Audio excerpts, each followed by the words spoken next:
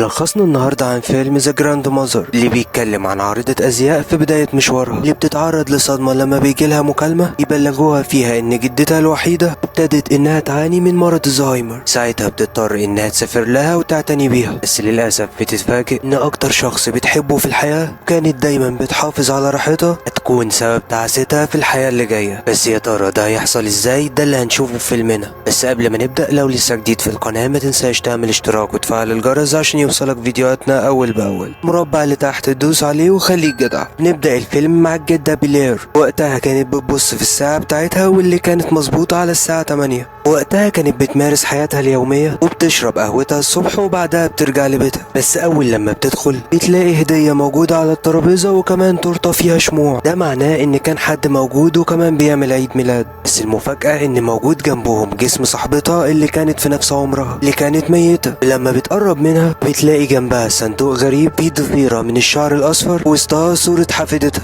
نفس البنت دي بتظهر فجأة من وراها وكمان بتديها هدية غريبة. بس الغريب إن بلير كانت في قمة سعادتها أول لما شافتها واديتها الهدية. وبننتقل بعدها لسوزانا اللي كانت بتحاول تبقى عارضة أزياء مشهورة. في خلال الوقت ده كانت بتحافظ إنها تتصل بجدتها عشان تعتذر لها إنها مش تقدر تيجي عيد الميلاد بتاعها. وقتها بتستغرب لما بترن عليها كذا مرة ومش بترد عليها. في يوم من الأيام لما بيجي لها فرصة عمرها وتكون مع أصحابها بيتفقوا معاها على ميعاد معين واللي هتقابل فيه الشخص اللي هيخليها عارضة أزياء مشهورة. بس فجأة بيرن تليفونها من مستشفى من مدريد بيبلغوها إن جدتها عملت حادثة، كان لازم وقتها يتصلوا بيها عشان يعرفوها، وكمان لازم تجيلها عشان تطمن عليها. ده لأنها قريبتها الوحيدة. وقتها سوزانا ما كانتش عارفة تعمل إيه، بس طبعا ما بتترددش إنها تاخد أول طيارة وتسافر مدريد. وبتنزل من الطيارة على طول للمستشفى. هناك بتقابل الدكتور المسؤول عن حالة جدتها اللي بيبلغها إنها تعرضت لنزيف في المخ، وده كان سبب إن يتلف جزء كبير من دماغها. ده هيأثر على جزء كبير من حركتها كمان تصرفاتها وكلامها. احتمال كبير قوي إنها ما تفتكرهاش، وده هيخليها تحتاج حد دايما يكون جنبها عشان يساعدها.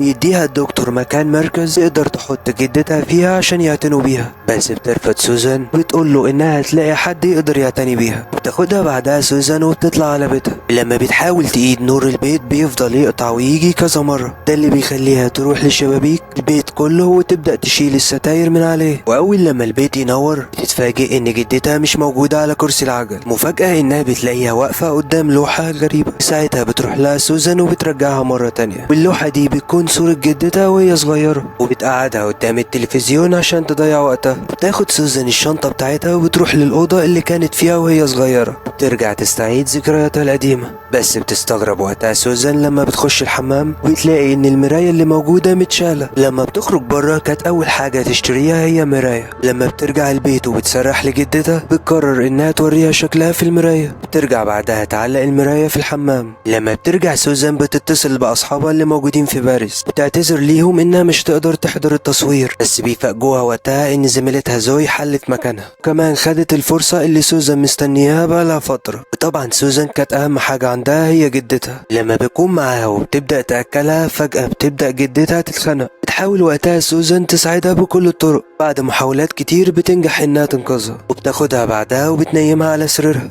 بتلاحظ سوزان ان جنب سريرها موجود عروسة شكلها غريب. لما بتسيبها وترجع الحمام فجأة بتسمع جدتها وهي بتصرخ. بسرعة بتجري على أوضة جدتها وبتحاول تهديها، وبعد لما بتساعدها بترجع لأوضتها وبتنام. نتفاجئ وقتها ان في حاجة موجودة معاها في الأوضة اللي بتبدأ انها تسحب الغطاء اللي كان موجود على سوزان، وكمان بتبدأ ايد شكلها غريبة تقرب منها. لما بتحاول انها تدخلها في بقها بتفوق سوزان. طبعا ساعتها ما كانش في اي حاجة موجودة حواليها. لما بتخلي جدتها تتفرج على التلفزيون مرة تانية بتستغرب وقتها ان جدتها بتضحك بشكل هستيري ومش عايزة تتوقف، لدرجة انها مش عايزة تبلع الاكل اللي في بقها. وده اللي بيخلي سوزان تقفل التلفزيون، ورغم كده جدتها ما بتوقفش الضحك. وطبعا ده اللي بيخلي سوزان تستغرب من تصرفات جدتها. لما بتبص على الساعة اللي موجودة على الحيطة بتلاقيها ثابتة على الساعة 8. ده حال كل الساعات اللي موجودة في البيت اللي كان كلها واقف على الساعة 8. طبعا دي حاجة غريبة لازم سوزان تقلق منها. لما بيكون سوزان في الحمام بتسمع صوت جاي من أوضة جدتها. طبعا بتضطر انها تخرج عشان تطمن عليها، بس بتتفاجئ وقتها ان في شخص غريب قدر ان يدخل البيت وكمان قاعد مع جدتها. اول لما بتشوفها بتروح لسوزان وبتحضنها.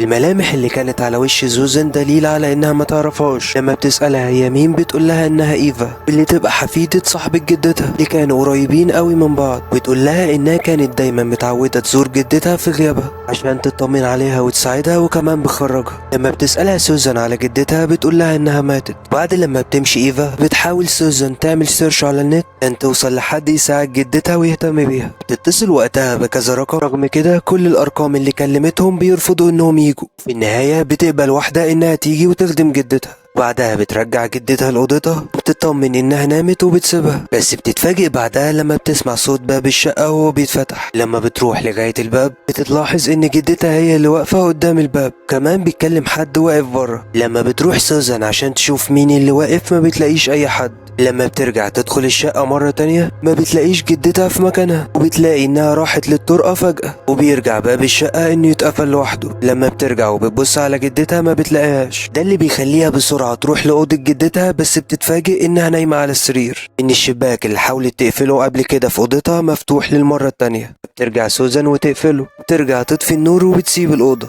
بس الغريب انها بعد لما بتخرج من أوضة على طول وتتحرك لأوضتها بتسمع باب أوضة جدتها يتفتح لوحده.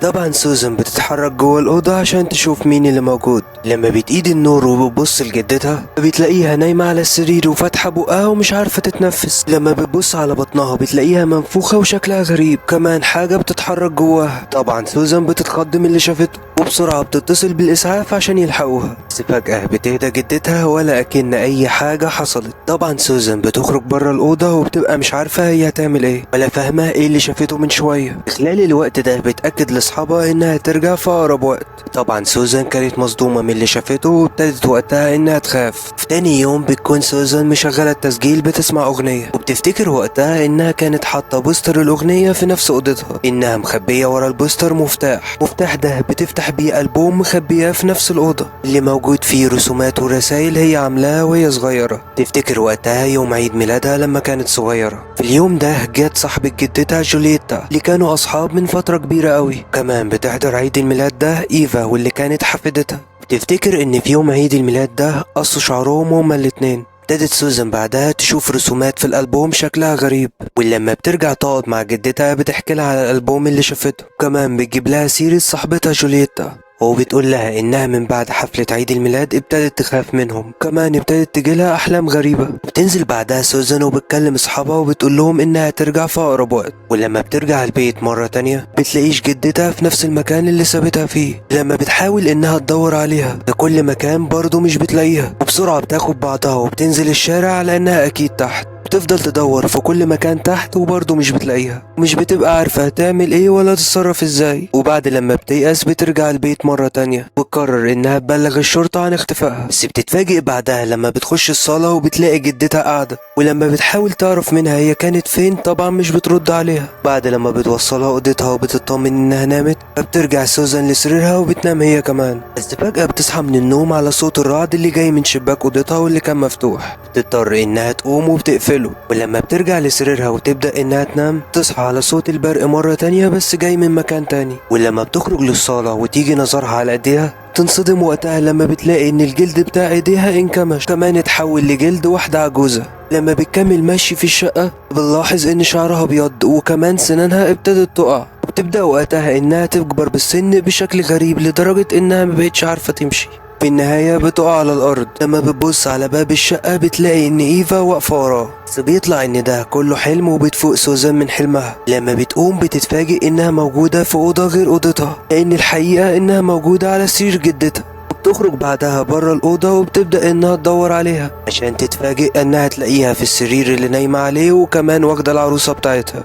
ودي كانت الحاجة الأخيرة اللي يخليها تعجل برحلتها لباريس مرة تانية، خصوصا بعد لما بتجيلها ممرضة اللي هتهتم بجدتها طول الوقت. ساعتها بتقول لها إنها تسيبها دلوقتي وهتجيلها تاني يوم عشان تظبط أمورها. لما بترجع لجدتها بتلاقيها واقفة قدام الشباك وبتعمل حاجات غريبة عن طريق إيديها الاتنين. لما بتقرب سوزان منها بتلاقيها بتقول كلمات مش مفهومة، وفجأة بتبدأ انها تصرخ في وشها. وبتسمع سوزان صوت جاي من الشارع، وبسرعة بتنزل تحت عشان تشوف ايه اللي حصل، عشان تتفاجئ ان الممرضة اللي كانت لسه عندها واللي كانت هتجيلها تاني يوم تقعد مع جدتها للأسف عملت حادثة بشكل غريب وماتت. طبعا سوزان وقتها كانت شاكة ان جدتها هي اللي عملت كده. وبتفضل بعدها ماشية في الشارع وكانت خايفة ترجع البيت، لدرجة انها بتروح مطعم وبتفضل قاعدة فيه. الموظفة بتجيلها وبتقول لها انهم خلاص هيقفلوا. تفضل وقتها تعيط لانها مش عارفة هترجع فين، بس بتفتكر وقتها الورقة اللي اداها لها الدكتور اللي كان فيها المكان الخاص برعاية المسنين. وبعدها بتقرر انها ترجع البيت مرة تانية. بتلاحظ وقتها ان جدتها مستنياها في الشباك،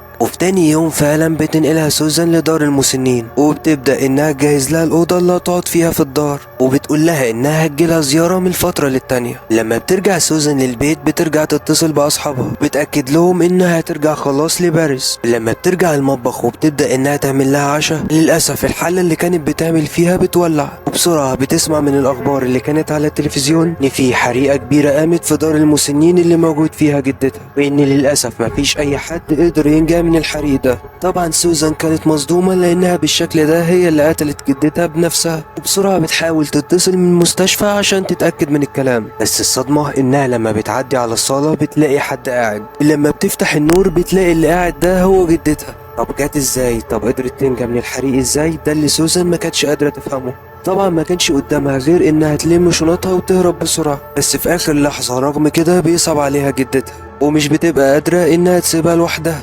بترجع لها وبترجع تأكلها. المرة التانية في وسط الأكل جدتها بتتخنق، بس المرة دي سوزان بتقرر إنها ما تساعدهاش، تسيبها إنها تواجه مصيرها وإنها تموت، وده طبعا بسبب تصرفاتها الغريبة وأفعالها اللي كانت سوزان خايفة منها. ولما بترجع لها فعلا مرة تانية بتلاقيها اتخنقت وماتت. المفاجأة إن الساعة وقتها كانت 12. اليوم ده هو عيد ميلاد جدتها اللي كان نفس يوم عيد ميلادها هي كمان. بتتصل بعدها سوزان بالدكتور عشان يجهز تصاريح الدفن. لما بتقفل معاه بيرن تليفون البيت فجأة، بيطلع ان اللي موجود على التليفون هي ايفا. لما بترجع سوزان تبص على الاكل بتلاقيه كله دود اللي كان منتشر على جدتها هي كمان. للأسف فجأة بيقطع نور البيت كله، وتحاول وقتها سوزان تستخدم كشاف موبايلها عشان تنور. بتلاحظ ساعتها ان في شمعة وحيدة قايدة قدام صورة جدتها. لما بتحاول انها تنفخ فيها وتطفيها كذا مرة مش بتطفي، بتضطر وقتها انها تشيل الشمعة خالص، بس فجأة بتفضل الشعلة متعلقة في الهواء. بترجع تضلم مرة تانية. لما بتولع على سوزان كشاف الموبايل وتشوف العلبة اللي تحت الشمعة، بتلاقي صورتها وهي صغيرة ومتحوطة بالضفيرة بتاعتها اللي جدتها قصتها في عيد ميلادها. ولما بترجع تنور الكشاف وترجع للصالة عشان تشوف جدتها مرة تانية، فللأسف بتتفاجئ إنها مش موجودة في نفس المكان اللي سابتها فيه.